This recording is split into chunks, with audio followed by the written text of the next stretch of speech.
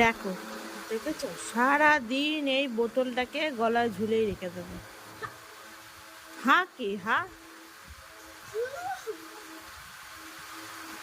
পড়াশোনা বাদ দিয়ে এখন ঝালমুড়ি খায় আর ওই বোতলে জল খায়।